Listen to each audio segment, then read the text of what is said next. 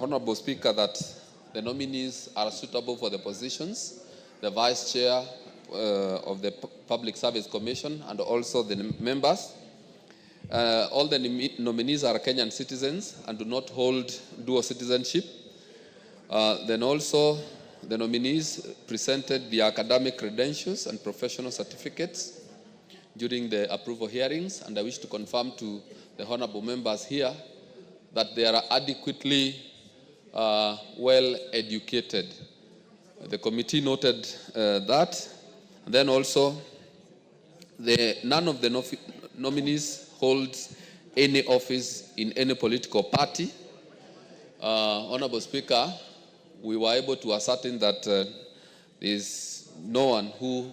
none of the nominees holds a political party office or even contested for any position. Then also the nominees, none of the nominees had been dismissed from office under Article 75 of the Constitution. Then also, Honorable Speaker, the nominees met the requirements of Chapter 6 of the Constitution on leadership and integrity, having obtained clearance from the Ethics and Anti-Corruption Commission, EACC, the KRA, the DCI, and the Office of the Registrar of Political Parties, ORPP, and also the institution of the Higher Education Laws Board. Honorable Speaker, the nominees demonstrated an impressive grasp of topical, administrative, and technical issues touching on the office of the Vice Chairperson and members of the Public Service Commission. Honorable Speaker, it is good to note that majority of these nominees are people who have served previously in government and they have a wide experience. The nominee for the Vice Chair has been a PS and has served in government for many years, and we were able to establish that she has a lot of experience in public service. Then also all the members, some of them have actually been PSs before. A person who has been a PS before, Honorable Speaker, is a person who has adequate knowledge on how government works. And Honorable Speaker, even as we discuss these nominees, it's good to say that the committee was also able to establish that they understand, or there are people who understand the challenges of the Public Service Commission, and we believe that they will be able to deal with the current and also the future challenges of the Public Service Commission, and make sure that the Public Service Commission is a commission that is desired across the country, or Kenyans will be proud of the Public Service Commission like other places in the world. So, Honorable Speaker, in the view of the above, on behalf of the Departmental Committee on Labor, I am happy to move this special motion on the consideration of the nominees for appointment as Vice Chairperson and members of the Public Service Commission. I beg to move and now request the Honorable Leah Sankaire to second. Excellent. Leah, go ahead. Thank you so much, Mr. Speaker. I also rise to support this report from the Committee on Labor, which I'm also a member. Mr. Speaker, the members vetted displayed exemplary skills in public service, and they had very vast knowledge in public service. Mr. Speaker, most of them, as my chair said, having served in various positions in this Republic of Kenya in different portfolios, including the PSS, Mr. Speaker, previously are well conversant with various challenges in the public service, and they also gave proposals on how to solve the issues. And Mr. Speaker, we were happy with the vast knowledge that they have in the public service. Mr. Speaker, we have no doubt that upon their appointment, they will improve the service delivery and restore public trust to the public service. Mr. Speaker, I'm particularly drawn to one member, Mr. Francis Major, who hails from Kajiado County, Having worked before as a director in NTSA, he displayed exemplary leadership skills there and automated most of the systems there, which we actually enjoy today as Kenyans. Mr. Speaker, all the nominees were actually people with vast knowledge, and we are certain that they will transform the leadership. They will transform the service delivery in public service. Mr. Speaker, with this, I beg to support the report, and thank you, Mr. Speaker. Members on their feet, take your seats.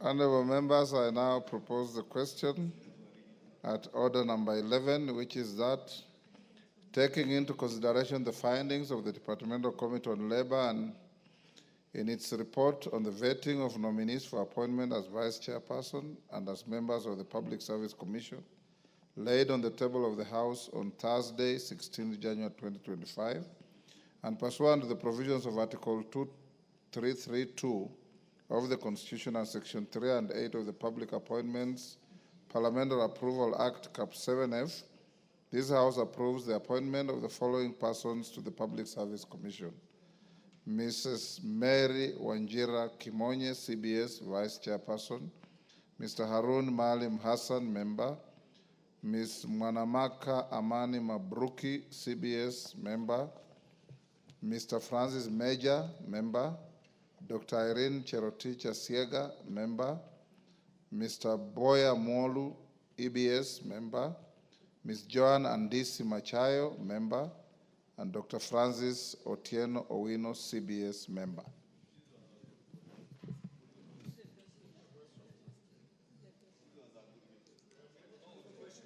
Is it the mood that we put the question?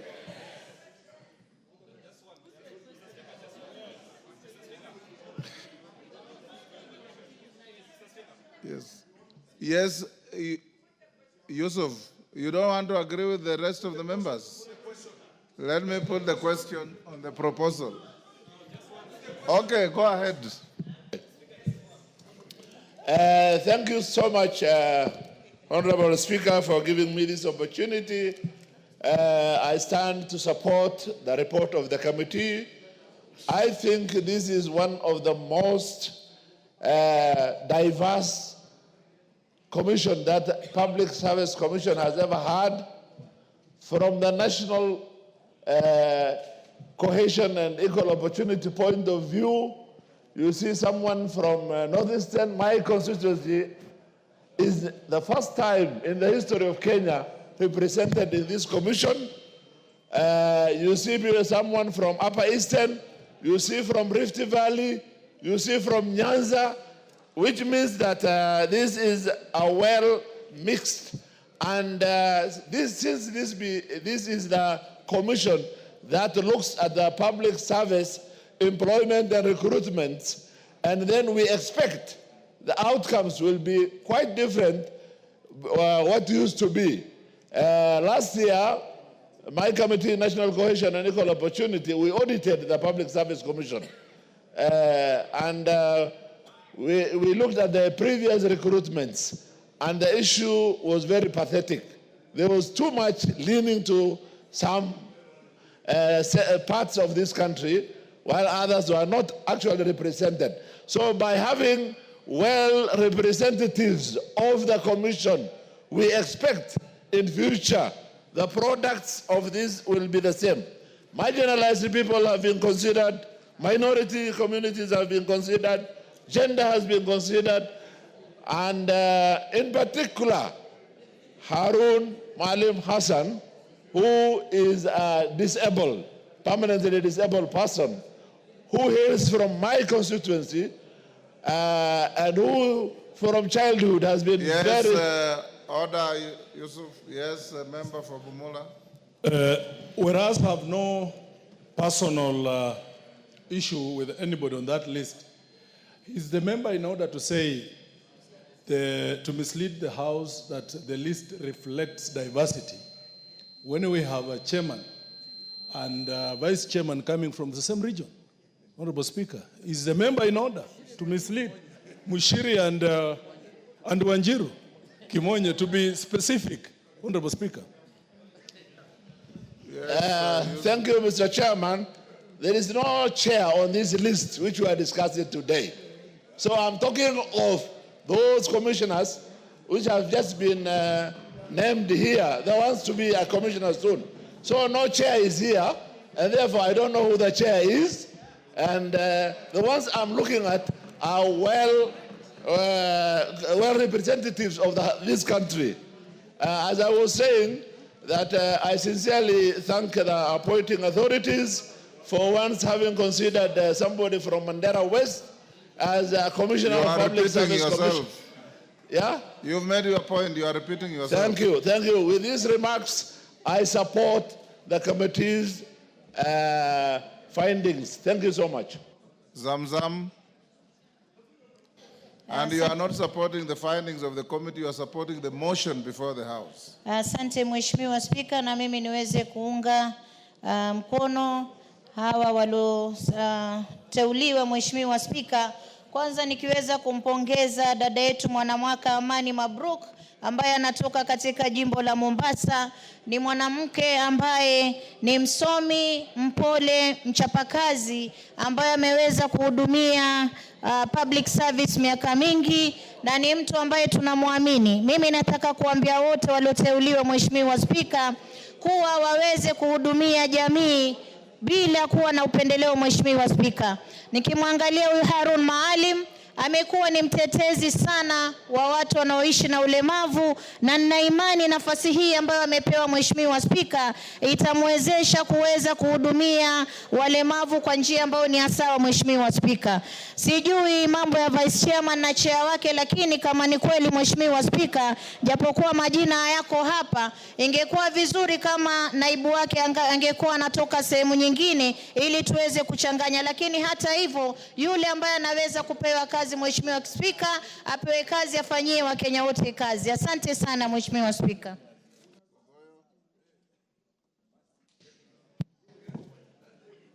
Thank you, Mr. Speaker. I want to be very brief and I rise to support the motion. And Mr. Speaker, the executive errors in many times by bringing bad appointees. In this case, regional diversity can be seen.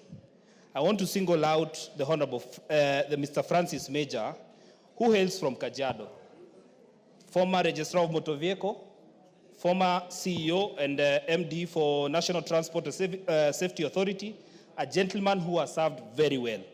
And I think for the Honorable ICHUNGWAH and the Honorable Soro, now on this one, I think you can sing the song Kasongo. It now sails better in this one. With those many remarks, I wish to support the motion before the floor, and you can sing Kasongo Nebali Nangai. Yes. Honorable Speaker, I rise to seek clarity from the Honorable Gogoyo on the relevance of the song Kasongo in regard to the appointment and the motion that is before the House, Honorable Speaker. He's out of order as being cheeky and irrelevant. Go on, Makale Mulu. Yeah, thank you very much, Honorable Speaker. Honorable Speaker, let me also join my colleagues and support this motion. But as I support this motion, Honorable Speaker, just want to make about 3 observations. The first one, Honorable Speaker, is that the public service in this country is facing quite a number of challenges. And I wish that this new commission will be able to address those challenges, and more so, the challenge of succession. We have a situation where we have a very elderly people and we have very young people, but in between, Honorable Speaker, there is a gap. This matter has been discussed for quite some time, and I think really as a country, we need to make sure that this one, we get it right for purposes of effective public service. The second matter, Honorable Speaker, is a matter which I raised the other time we were discussing the 2 commissions, IPOA and the other commission. Honorable Speaker, as a House, our work is oversight. And I see some of our colleagues getting very excited when they see people coming from their regions bringing the list. But I think as House, Honorable Speaker, it is important that we look at the totality of these commissions. I don't know how that can be done, because I don't know whether at the point of the committee level, we ask ourselves, who else is in which committee or in which commission. So how I wish, Honorable Speaker, as a House, we could be able to get the listing of the constitutional commissions and who is currently sitting in those commissions. That will help this country in terms of ensuring that there's regional balancing. Because I think our members raised a very important point of order, Honorable Speaker.